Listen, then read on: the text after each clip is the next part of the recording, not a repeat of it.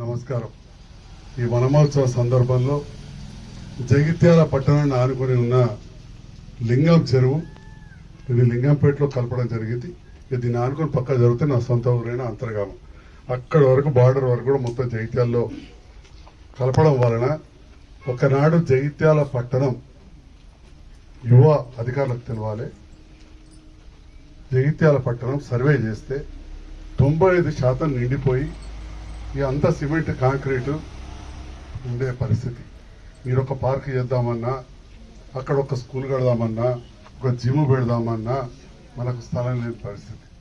అలాంటి సందర్భంలో ఇక్కడ రోడ్ యువతల వరకు కూడా అంతర్గామం సంబంధించిన కొన్ని భూములు కూడా ఇట్లా వస్తాయి. లింగంపేట గ్రామం కావచ్చు, టిఆర్ నగర్ కావచ్చు. మొన్ననే జగిత్యాల పట్టణ పేద ప్రజలు మన కుటుంబ సభ్యులు నివసించే అర్బన్ హౌసింగ్ కాలనీ గతంలో గర్ఖానా ఘాట్ కాంటారు మన హిందీలో. ఎవరు ఆలన చూడాలి, ఎవరు పాలన చేయాలి తెలియని పరిస్థితి. సగం నుగపల్లి, సగం నర్సింగాపూర్. వాళ్ళు చూడరు, వీళ్ళు చూడరు. జగిత్యాల లేదు. కానీ అప్పటికే 500 ఇల్లు కట్టేటివి. తర్వాత 4520 కట్టాం. ఆ అర్బన్ హౌసింగ్ కాలనీ మొత్తం కూడా 2 మండలాల నుంచి తీసుకొని జగిత్యాల పట్టణంలో కలపడం జరిగింది. అదేవిధంగా తిప్పనపేట నుంచి శంకరపల్లి కావచ్చు, మోతు నుంచి గోవిందపల్లి కావచ్చు, దరూరు నుంచి దరూరు కప్పి భాగవతాలు అంతా దరూరే. ఇప్పుడు మీరు వచ్చింది కదా, ఇక్కడ నుంచి కొత్త బస్ స్టాండ్ దగ్గర దాకా దరూరు క్యాంప్ అంతా దరూరే ఉండే. మన 9వ 8వ వార్డు కూడా అదే ఉండింది. దాదాపు 7వ వార్డు కూడా అదే ఉండేది. అవన్నీ కూడా మనం కలపడంతో ఇవాళ ఒక బ్రీతింగ్ స్పేస్, లంగ్ స్పేస్ దొరికింది. మనము జగిత్యాల పట్టణ ప్రజలు ఏదైతే పట్టణం విస్తరిస్తుందో ఈ గ్రామాలకు విస్తరిస్తుంది. మన వటీని తీసుకోలే, దాని వెనకాల రాజకీయ కోణం లేదు. మన పట్టణము విస్తరిస్తుంది. ఈ జిల్లా నలుమూల నుంచి కాదు, వేరే జిల్లాల నుంచి కూడా జగిత్యాల పట్టణ కేంద్రంగా వచ్చి భూములు జాగాలు కొనుక్కుంటారు. ఇంతకుముందే చెప్పిన 90% నిండిపోయిండే. ఆ నిండిపోయిన దాంట్లో కూడా జోన్ల వ్యవస్థ ఉండే. అది నేను ప్రతిరోజు చెప్పదలుచుకోలే, మీ అందరు కూడా తెలుసు.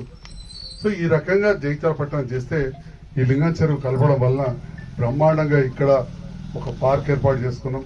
వందలాది మంది జగిత్యాల నుంచి యువత పెద్దలు వచ్చి ఇక్కడ ఈత కొట్టడం, పిల్లలు కుటుంబ సభ్యులు వచ్చి ఇక్కడ సేద తీరడం. ఆ పక్కన గంగమ్మ తల్లి దేవాలయం నిర్మించుకొని మంచి అక్కడ కింది దానికా కూడా తంతెలు ఇక్కడ ఎట్లా కట్టినామో అట్లనే చాలా పెద్ద ఎత్తున మనం మిషన్ కాకతీయలో కొంత నిధులు తీసుకొని అక్కడ కూడా చేసుకోవడం జరిగింది. అదేవిధంగా లింగంపేట వాస్తవ్యులకు సరైన శ్మశాన వాటిక లేకుండే, వారికి కూడా శ్మశాన వాటిక కొంతవరకు జరిగింది, ఇంకా జరగాల్సిన అవసరం ఉన్నది. మరి ముఖ్యంగా ఈరోజు ఒకటి వన మహోత్సవం. ఈ వన మహోత్సవం సందర్భంగా కార్యక్రమం చేసుకుంటున్నప్పుడు శానిటేషన్ ఇవన్నీ కూడా నిర్వహిస్తున్న మా శానిటరీ సెక్రటరీ మహేశ్వర్ రెడ్డి గారికి, ఆ సిబ్బందికి కూడా హృదయపూర్వక ధన్యవాదాలు తెలియజేస్తున్నాను. ఈ 100 రోజుల ప్రణాళికలో ప్రతినిత్యం గౌరవ కమిషనర్ గారు మంచి ఆలోచన చేసి మా సిఓ టీఎంసీ ఆర్పీలతోటి వాడన 2 వార్డులలో చూపించింది. మనం వంట చేస్తుంటే ఒకసారి నేర్పితే మీరు నేర్చుకుంటారు కొత్త కూర. మరి ఒక కొత్త అలవాటు ఇప్పుడు చేయాలి. మరి మీరు మహిళలు వాడలా నేర్పాలి. ఎందుకంటే ఓల్డ్ హ్యాబిట్స్ డై హార్డ్ అంటారు. పాత అలవాట్లు పోవడం చాలా కష్టం. మనకు అట్లా అలవాటు అయిపోయింది, ఇట్లా తీసి ఇట్లా వారేసాం. ఇప్పుడు అట్లా పడేసినప్పుడు ఎందుకంటే చెత్త తక్కువ. ఇప్పుడేమో మనకు అధికంగా ఉన్న వాళ్ళేమో తెలియదు కానీ ఎక్కతక్కువ ఉరికచ్చుకుంటున్నాం, ఎక్కతక్కువ పడేస్తున్నాం. ఆ పడేసేట వాటిలో కూడా అంతకుముందు పేపర్ పొట్లాలలో మనం బజ్జీలు కొనుకొచ్చుకుందాం, ఇంకేమో కొనుకొచ్చుకుందాం, పేపర్లలో కట్టిస్తాం. పాత పేపర్ కొనేటోడు కూడా కరువు అయిపోయింది ఎందుకంటే అంత ప్లాస్టిక్ మయమైపోయింది. సో ఈ 100 రోజుల ప్రణాళికలో ఖచ్చితంగా వాడన ఒక అవగాహన తేవాలి, వన మహోత్సవం చేసుకోవాలి, అభివృద్ధి చేసుకోవాలి. సంక్షేమంలో భాగంగా మనం జగిత్యాల పట్టణంలో 18,000 ఇండ్లకు ఇప్పుడు 200 యూనిట్ల కరెంటు ఫ్రీ ఇస్తున్నాం. 200 యూనిట్ల కరెంటు 18,000 ఇండ్లకు ఇస్తున్నాం. సన్న బియ్యం ఇస్తున్నాం దాదాపు 20,000 కుటుంబాలకు. మహిళలు ఉచిత బస్సు ప్రయాణం చేస్తున్నారు. సిలిండర్లలో డిస్కౌంట్ వస్తుంది. ఇవన్నీ కార్యక్రమాలు ఒకటి జరుగుతూ ఇప్పుడు ఇందిరా మిల్లు కూడా మళ్ళీ ఇవ్వబోతా ఉన్నాం. మరి ఇవ్వకపోతే అభివృద్ధిలో భాగంగా మన పట్టణ పేదవాళ్ళు పోయే అక్కడ అర్బన్ హౌసింగ్ కాలనీకి అంతకుముందు ఇందిరమ్మ కాలనీ అందరూ, తర్వాత కేసీఆర్ నగర్ అని పెట్టాం. ఏదున్నా పట్టణ పేద ప్రజలకు సంబంధించిన అర్బన్ హౌసింగ్ కాలనీకి 34 కోట్లు తెచ్చి 15 లక్షల లీటర్ల నీళ్లు, అంటే 15,000 మంది అయినా మనిషికి 100 లీటర్లు వచ్చేంత నీళ్ళది పెద్ద ట్యాంకు సరస్వతి గుట్ట మీద కట్టి ఇంటింటి కనెక్షన్ ఇచ్చిన విషయం మీ అందరికి కూడా తెలుసు అని తెలియజేస్తున్నాను. అదేవిధంగా 4,520 ఇండ్లకు కూడా కరెంట్ కనెక్షన్ ఇవ్వడం జరిగింది. వాటన్నిటికీ సెప్టిక్ ట్యాంకులు కట్టి డ్రైనేజ్ కట్టినాం. జగిత్యాల పట్టణంలో ఇప్పటికి సగం వాడకట్లలో సీసీ రోడ్లు కాలేదు, కానీ అక్కడ 60% కాలనీలకు సీసీ రోడ్లు అయిపోయాయి. 4,520 ఇండ్లు ఉంటే 2,600 ఇండ్లకు కవర్ అయ్యేటట్టు సీసీ రోడ్లు అయిపోయాయి. అయితే ఈ రకంగా ఏదైతే ప్రజలు మమ్మల్ని ఆశీర్వదించి గెలిపించారో, నేను మళ్ళీ అప్పుడున్న ప్రభుత్వంతో కలిసి పనిచేసి అప్పుడు చేసాం. ఇది రాష్ట్రంలోనే అతిపెద్ద కాలనీ, అలా డౌటే లేదు. రాష్ట్రంలో అతిపెద్ద కాలనీ. ఎవరు మాట్లాడినా నేను చెప్పినట్టు ఏదో ఒకటి వంక పెట్టాలని తప్ప నేను వేరే ఛాన్స్ లేదు. ఇక వాళ్ళంటారు వీళ్ళంటారు ఈడలేదా ఆడలేదంటే మరి పక్క నియోజకవర్గంలో లేకుండా గదే ఎమ్మెల్యేలు గదే ఇక్కడ అయింది. మీ అందరి అభిమానం, ఆ భగవంతుని ఆశీర్వాదం. మరి అదేవిధంగా ఇప్పుడు జగిత్యాల పట్టణానికి 25 కోట్లతో పనులు జరుగుతున్నాయి ఆల్రెడీ. ప్రతి నిత్యం చూస్తూ ఉన్నారు మీరు అందరూ, మహిళామణులు ఆడబిడ్డలు. నిన్న చూస్తే 2వ వార్డులో 25 లక్షలు, మొన్న చూస్తే ఒక దగ్గర 30 లక్షలు. అంటే ప్రతిరోజు ఏదో కార్యక్రమం 4వ వార్డులో చేస్తాం, అంతటా కూడా 29వ వార్డు చేసే దాంట్లో కూడా నాణ్యత పాటించాలని చెప్పడంతో గతంలో వేసిన సీసీ రోడ్లకు ఇప్పటి సీసీ రోడ్లకు ఎంత మార్పు ఉందో మనం చూడవచ్చు. 35వ వార్డులో సరగమ సంధానం ఉంటుండే, మేము చదువుకున్నప్పుడు మా ఇల్లు కానీ స్టార్టింగ్ ఇల్లు చేస్తారు. అక్కడ నేను సర్కార్ వల్ల చదివిన పోతులు కొట్టుకపోదాం అనిపిస్తుండే. మా హరీష్ నా దగ్గర క్లాస్ వెళ్దామంటేనే భయపడుతుండే. మొన్న ఉదయం నిన్న పొద్దున అక్కడ బ్రాహ్మణ వీధికి పొద్దున్నే అక్కడ ఒక ధ్యాన మందిరం కడితే నిన్న పొద్దున పిలిస్తే ఆ బ్రాహ్మణులు యాద్ చేస్తున్నారు. మొట్టమొదటిసారి మాకు ధ్యాన మందిరం గురించి చాలా ఇచ్చారు. అన్నిటికంటే ముంచి ఆ పందులు ఎక్కడో కొట్టుకైతే మా ఇళ్ళకి అత్తడే బ్రాహ్మణ ఇళ్లకు అది పెద్ద సాల్వ్ చేసి చెప్పి నేను జ్ఞాపకం చేశాను. అంటే 25 కోట్ల పనులు అదనంగా మంజూరు వచ్చాయి. పాత ఇచ్చేసిన బిల్లులు కూడా నేను పోయి ఆ కాంట్రాక్టర్లకు ఇప్పించినాం. అవి ఇస్తేనే వాళ్ళు ఇంకా పనిచేస్తారు. అది మన ఇంజనీర్లకు తెలుసు. దాదాపు 7-8 కోట్లు 10 కోట్ల రూపాయలు ఇక్కడ ఇవ్వడం జరిగింది. డబల్ బెడ్రూమ్ 25 కోట్లు ఇప్పించాం. సార్ పోగా నిన్ననే మన ఇంజనీరింగ్ అధికారులు కమిషనర్ గారు వచ్చి గౌరవ ముఖ్యమంత్రి గారి నుంచి మనకు లెటర్ వచ్చింది.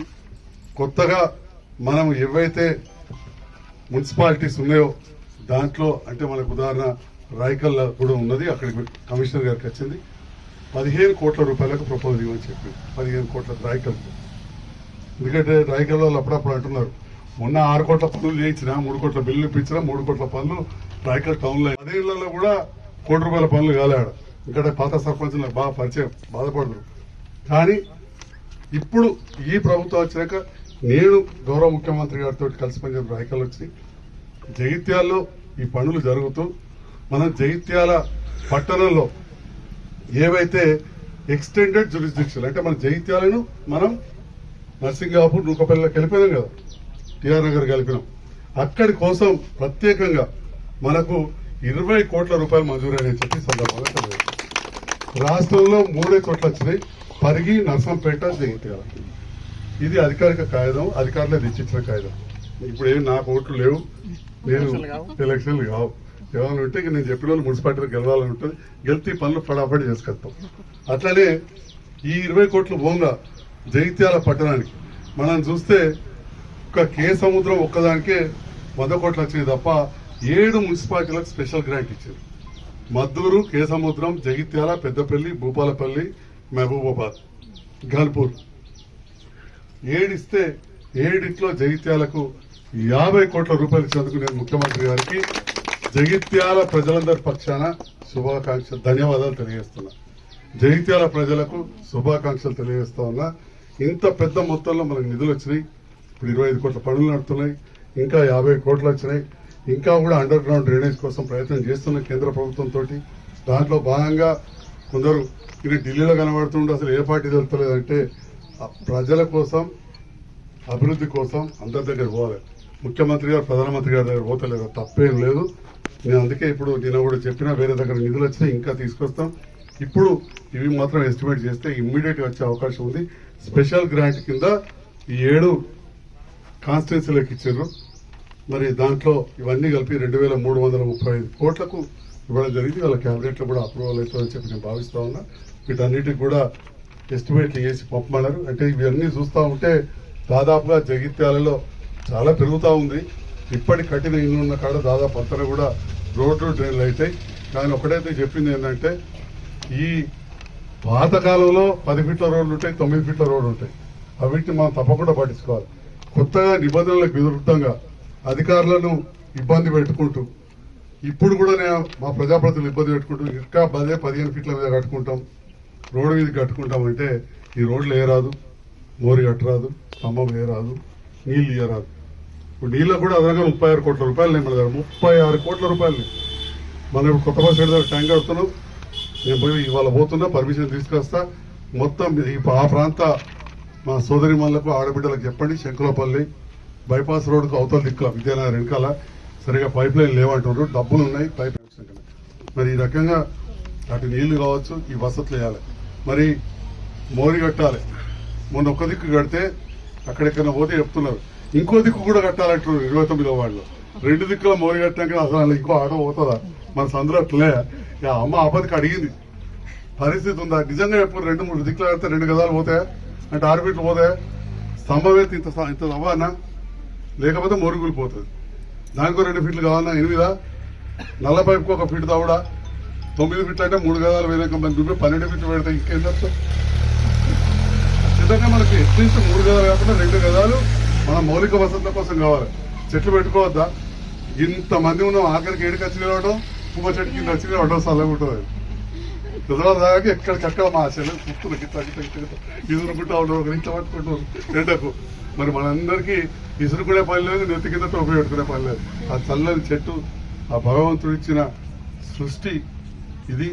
మరి మా వంతుగా ప్రజాప్రతినిధులు కొంత సూక్ష్మంగా ఆలోచిస్తాం.